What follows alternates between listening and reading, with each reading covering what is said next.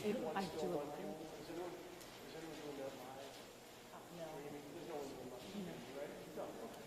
Tweeting. Is that okay? Tweeting. Sorry. Yes. Are you okay to guys? Yeah, but so you want to live tweet to your Followers. to your Audience. It has no video. Yeah, it's not video. It's just electronic. Over there, I'm not living around it, so I do have this extension. You can hear me. I just go in this is the front of the shop. I mean, I think it couldn't hurt, but let me just double check with her.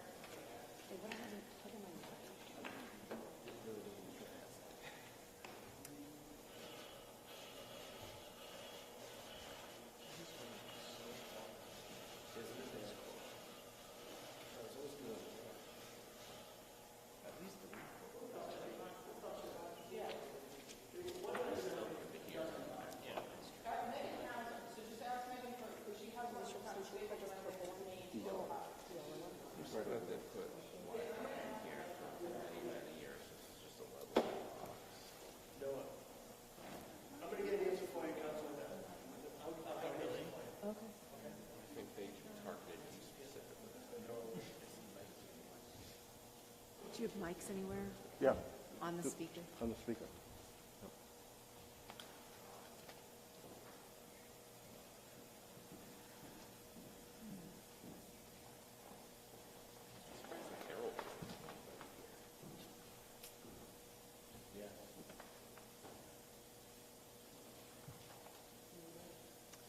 I used to live there.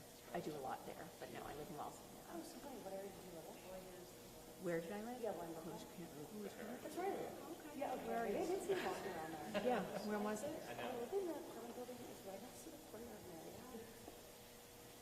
On the corner of Park and Beacon. Oh, okay. Yeah, across the street from like the bar at Hamilton. Okay. Yeah. Yep. I did my nails done down there. Oh, where do you go? Nail stylist. Oh, just start going there. Like I live across the street. Yeah, I mean, I've been going there for a million years. Love it over there. I'm on the hunt for an outlet. Where could one be? I feel like I remember there being one. Oh, there is one over there. Okay, well, here I go. I'm so sorry, everyone. I cannot apologize enough.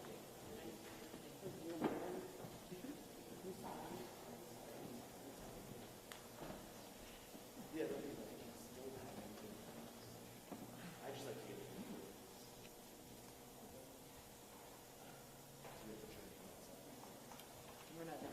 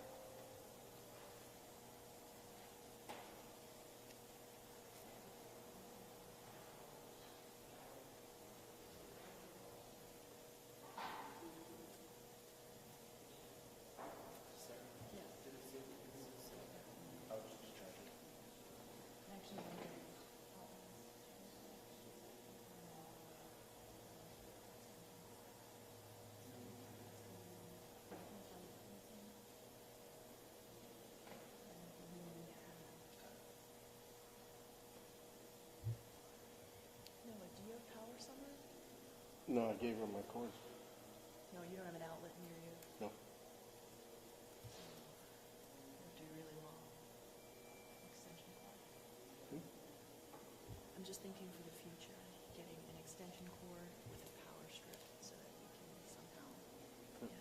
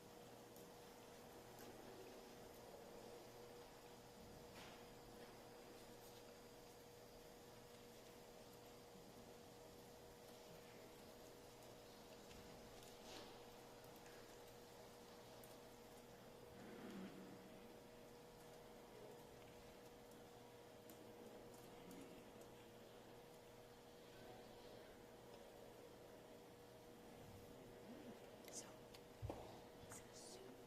He's in a Yes. suit. Did he have any, like, obvious injuries or anything you could tell? Might be concrete. The way, from what I heard.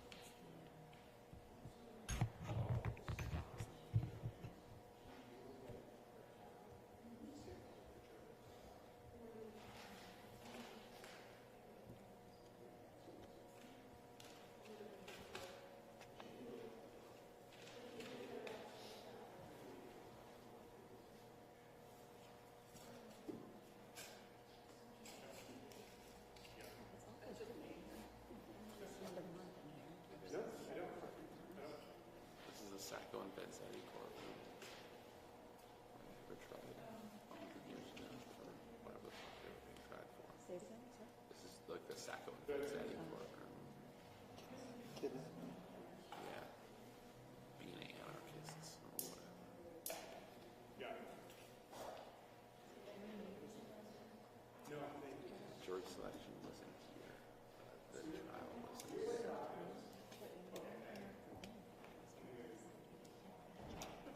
the only time I've been in there before Karen Reed was, do you remember a case like years ago of this guy who ran over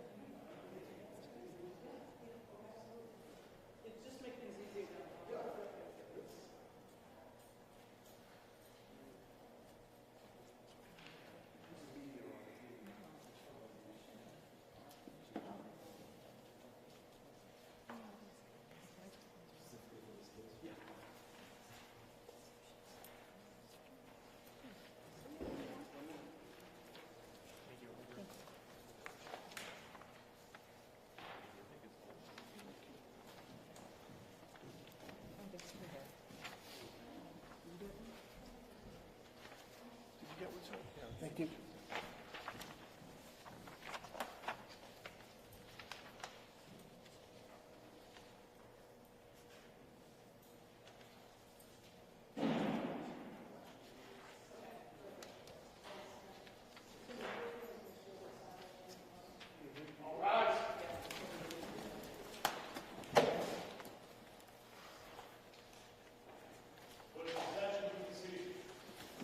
Good morning, Your Honor. In the matter of the Commonwealth versus Brian Walshe, criminal investigation 230091, the matter is on for a competency hearing.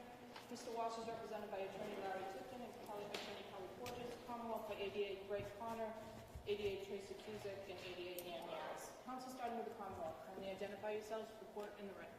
Good morning, Your Honor. Greg Connor for the Commonwealth, and with me is the trial team, Assistant District Attorneys Tracy Cusick and Ann Yates. Good morning to the Commonwealth. Good morning, Your Honor. Kelly Porges on behalf of Mr. Walsh. And good morning to defense counsel. Was never Mr. Walsh brought in?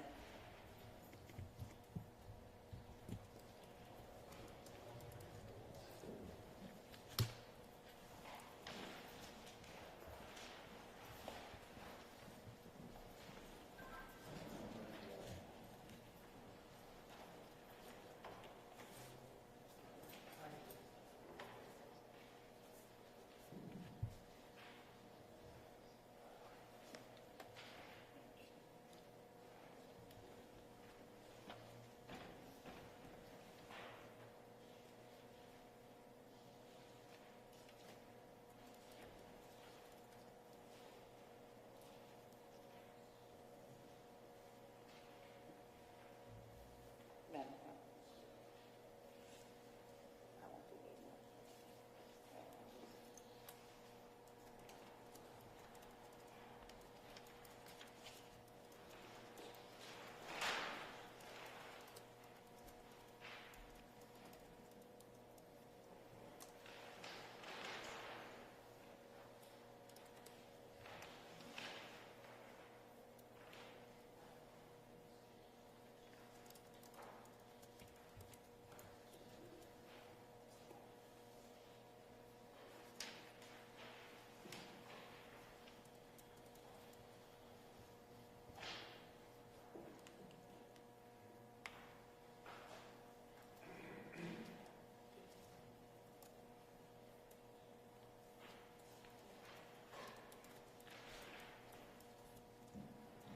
Can I see counsel at the side of the bench?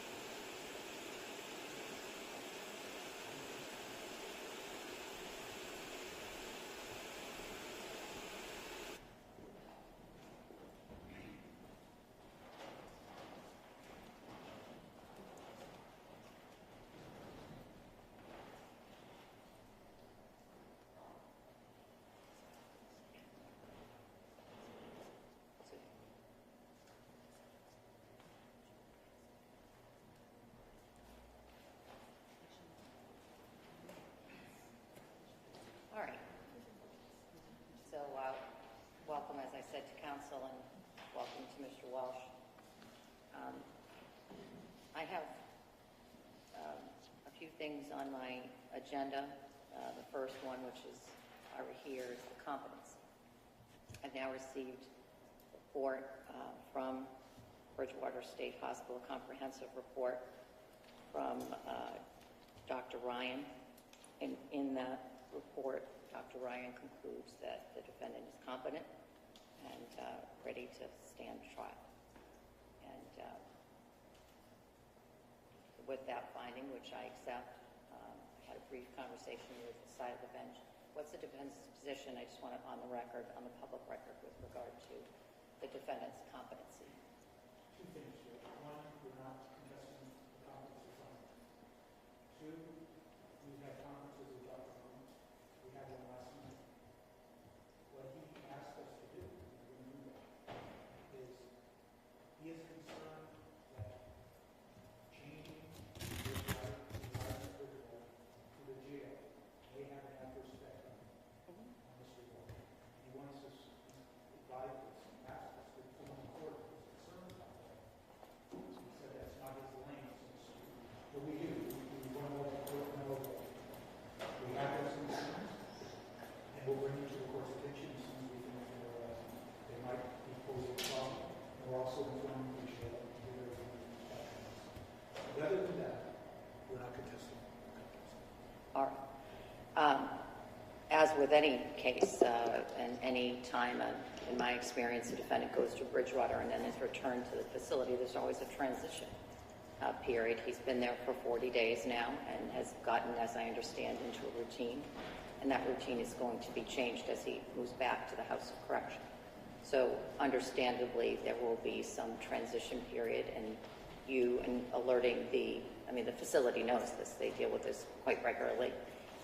But I understand your intent to alert me to it, and we'll have some time here, I believe, between the time that we're picking a jury in this case and the time. I'm not suggesting that you're not working at that time, but the defendant's role in that is significantly different than it is when we're actually actively engaged in the trial. So hopefully that'll give him a nice time to settle back into the House of Correction. But obviously, if at any point you become concerned about that, I know you won't hesitate to raise it with me. All right. So,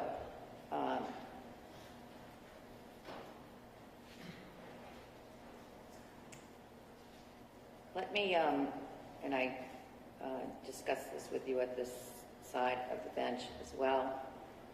I received some edits from the defense to the questionnaire, which I will incorporate into the next version of the draft questionnaire. It's always a draft until the minute that I finalize it and send it to that pool of jurors. Speaking of that pool of jurors,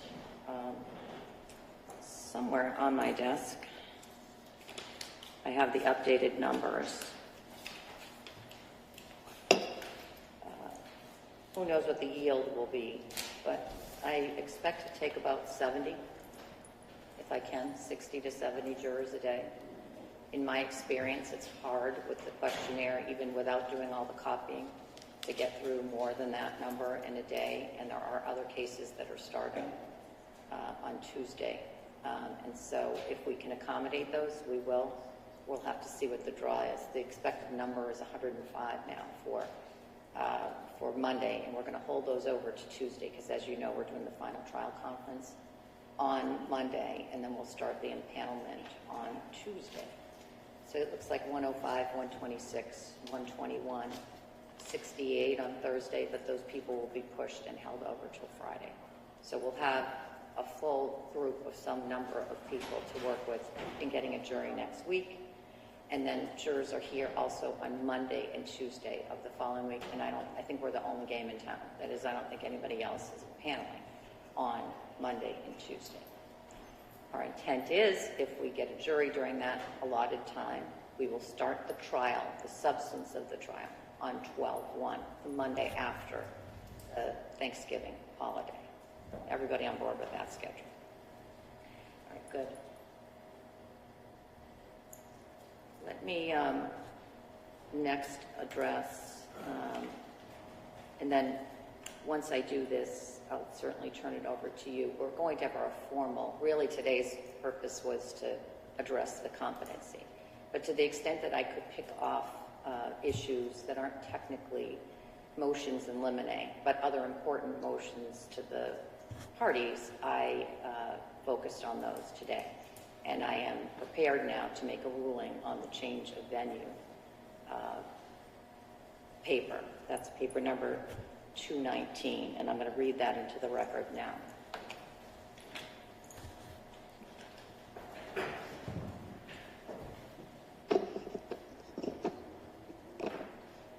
Mr. Walshe has moved for a change of venue on the grounds of extensive and prejudicial pretrial publicity that he asserts has tainted the jury pool so as to deprive him of his right to a fair trial by impartial jury.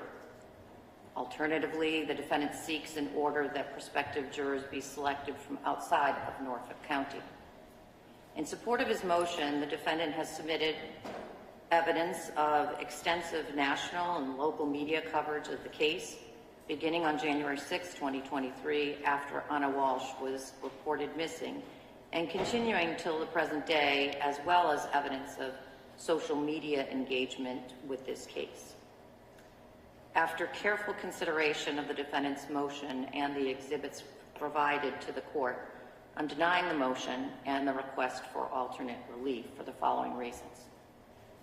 The court may order a change of venue where there exists, quote, it exists in the community where there is a prosecution is pending so great a prejudice against the defendant that he may not there obtain a fair and impartial trial. And that cites back to Massachusetts Rule of Criminal Procedure 37 and Commonwealth versus Clark, 432 Mass 1 at 6, a 2000 case. A judge has substantial discretion to transfer a case to another county based on pretrial publicity. And according to Commonwealth versus Gaynor, 443 Mass at 245 at 259, pretrial publicity, even pervasive adverse publicity, does not inevitably lead to an unfair trial. A change in the place of a trial should be ordered with caution and only after the defendant has established, based on a, quote, solid foundation of fact, that the pretrial publicity has created presumptive prejudice. And to that I cite to Commonwealth versus Hart, 493 Mass 130 at 141, and Commonwealth versus Tulin, 460 Mass at 452, at pinpoint site 462, 463, a 2011 case.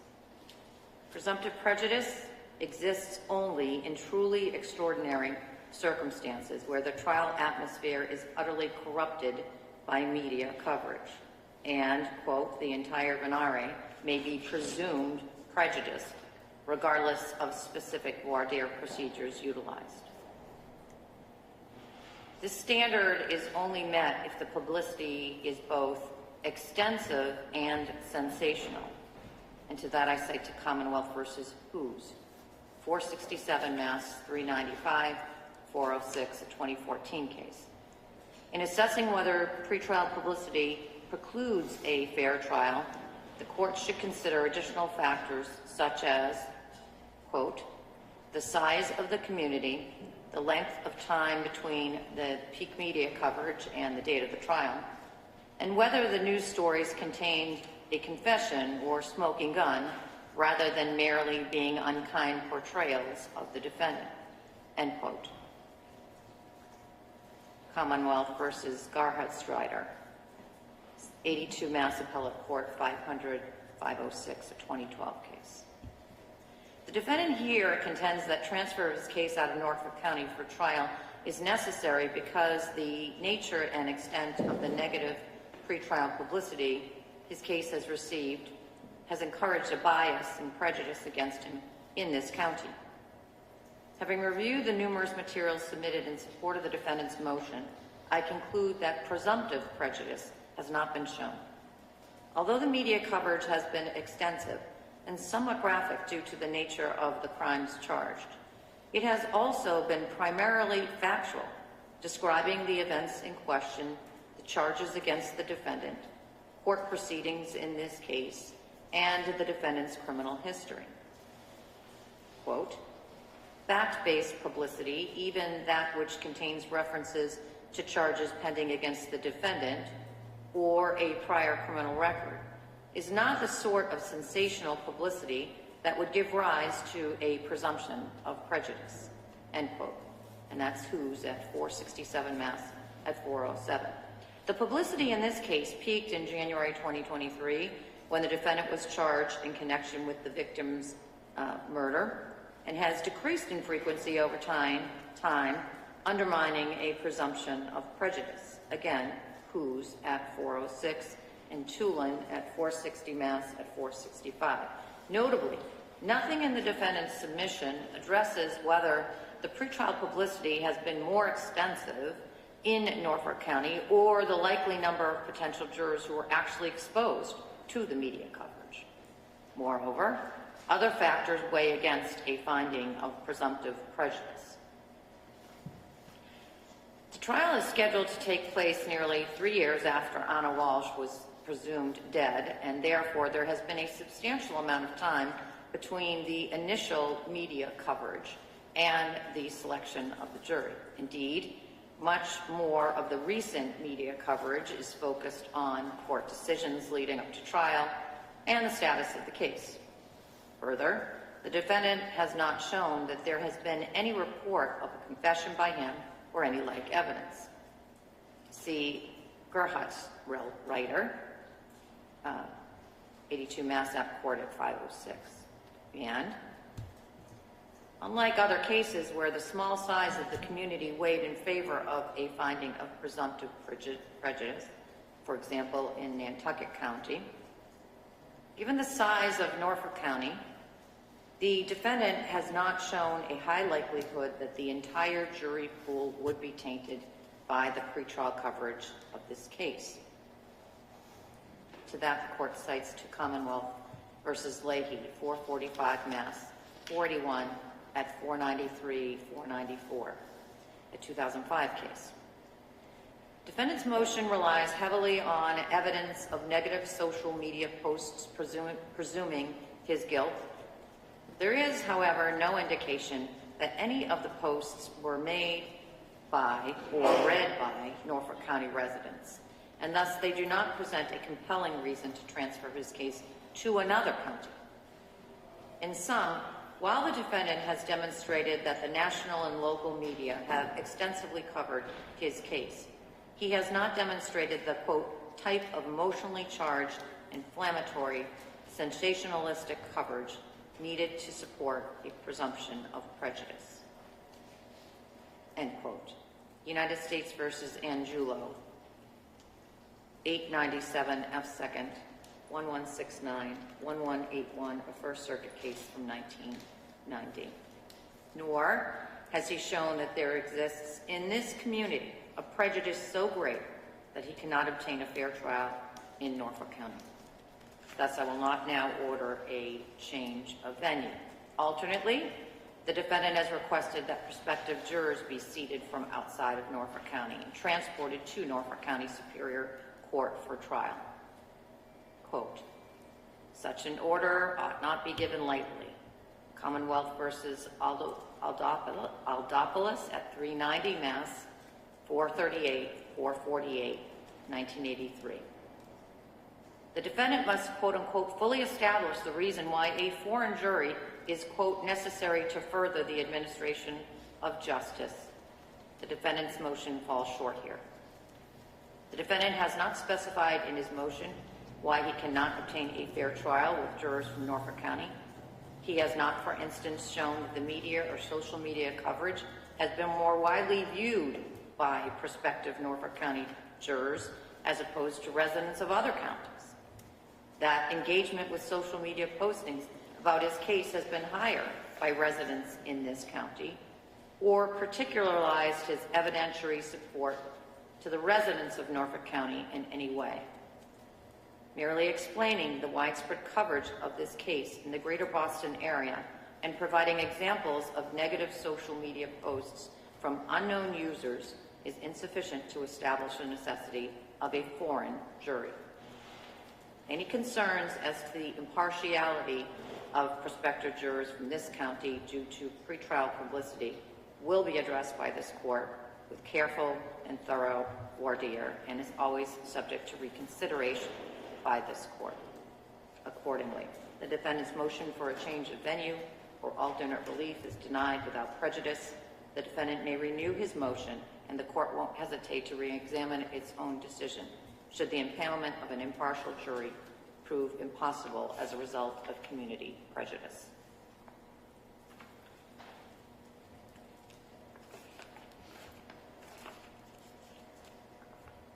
So, there's one other matter that I want to address with the lawyers, and that will take place at the side of the bench. But before I do that, are there other matters that it's important for the parties to raise today, recognizing that we are going to have the final trial conference on Monday? Bless you. One quick one, Your Honor, was I know that Mr. Tipton had a hearing on 12/9. I didn't know if the court was going to break for that at 2 o'clock. Oh, I was going to ask this side of the talk about that briefly. all right. Anything else? No, that's it. All right. Anything from the defense other than what we're going to discuss at the side of the bench? No, and the only other thing is I just want the record to reflect that we object to the court's ruling. Certainly will. I understand. All right. I'll see you at the side of the bench.